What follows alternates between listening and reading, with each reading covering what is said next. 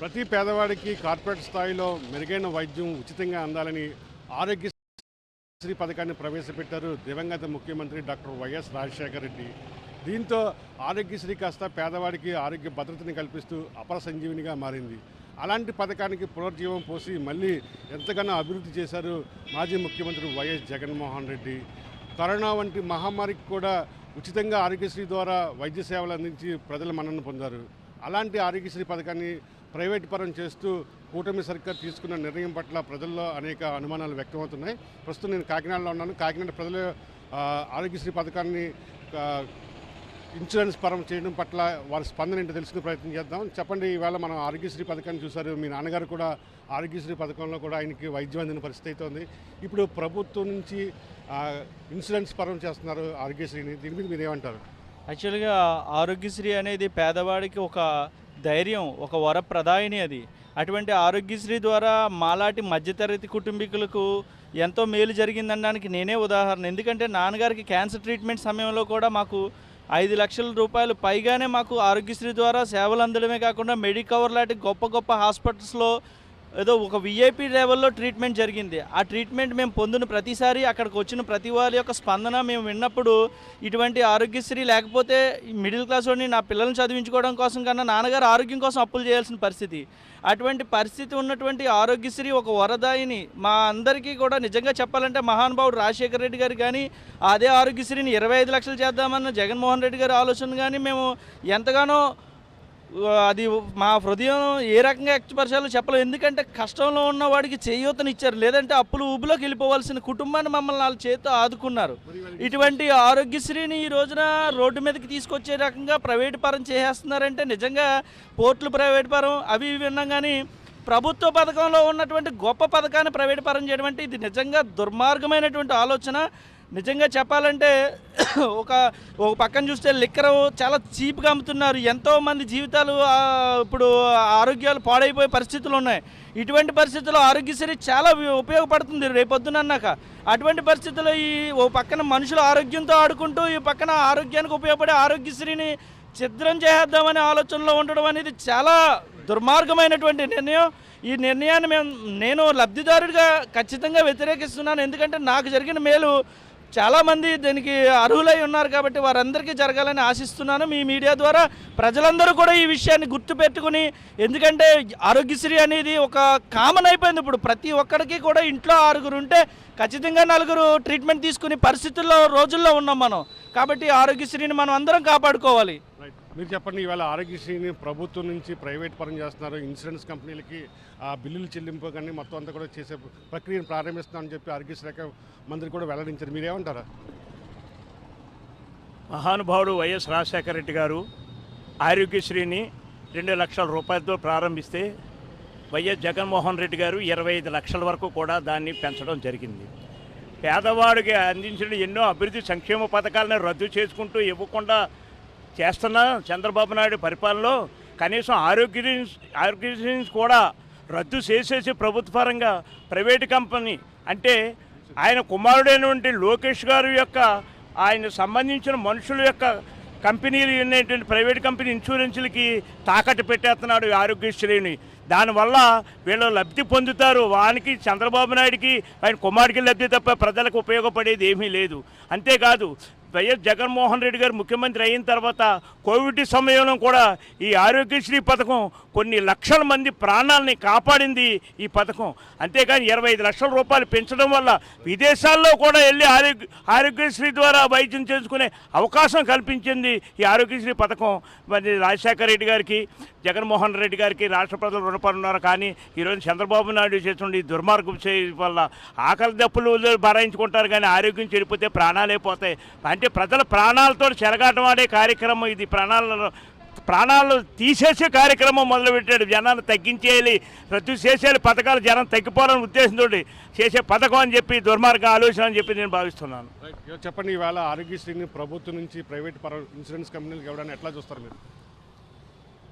సాధారణ మధ్యతరగతి పౌరుడిగా, భారతీయుడిగా ఆరోగ్యశ్రీని ప్రైవేటు పరం చేయడం అనేది, బీమా కంపెనీలకు అప్పగించడం అనేది కాకినాడ పట్టణం తరపు నుంచి, ప్రజలందరి తరపు నుంచి పూర్తిగా ఖండిస్తున్నాం.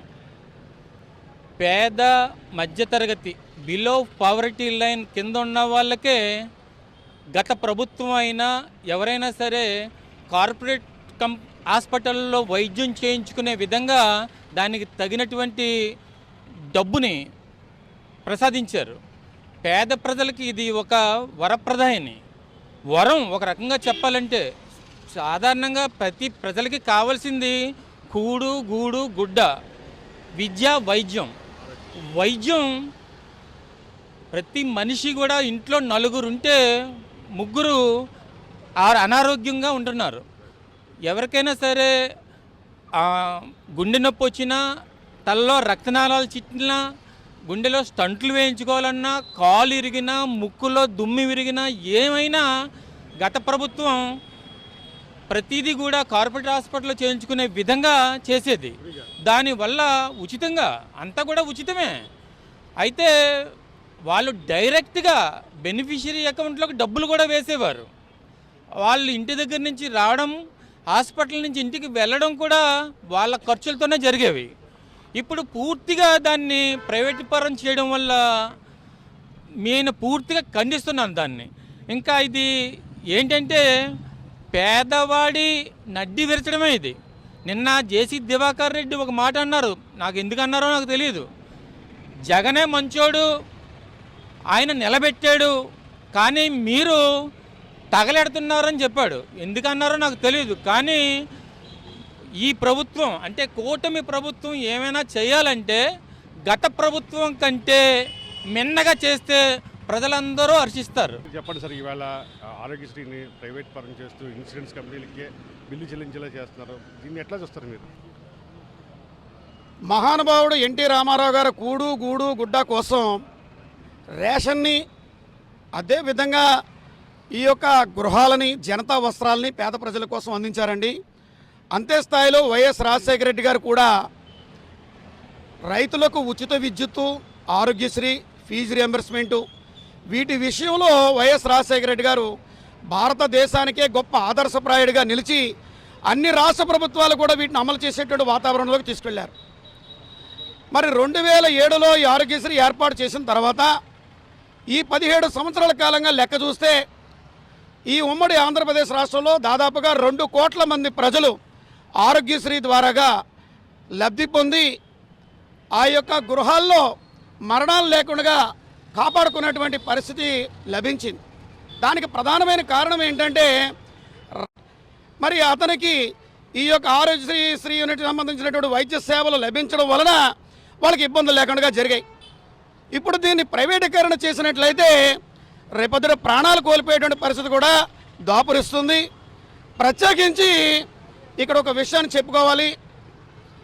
వైఎస్ జగన్మోహన్ రెడ్డి గారు, అదేవిధంగా వైఎస్ రాజశేఖర రెడ్డి గారు ప్రజలకి మంచి చేసినటువంటి పనులు ఏవైతే ఉన్నాయో వాటన్నింటినీ కూడా ఈ 5 ఏళ్ల కాలంలోనూ కూడా పూర్తిగా కోకటి వేళతో పెకిలించి వేసి ప్రజల నుంచి దూరం చేయాలనేటువంటి ఒక దుర్బుద్ధి ఈ ప్రభుత్వంలో కనిపిస్తుంది తప్ప మంచి చేసే పథకాలు, పనుల్ని కొనసాగించే వాతావరణం కనిపించడం లేదు.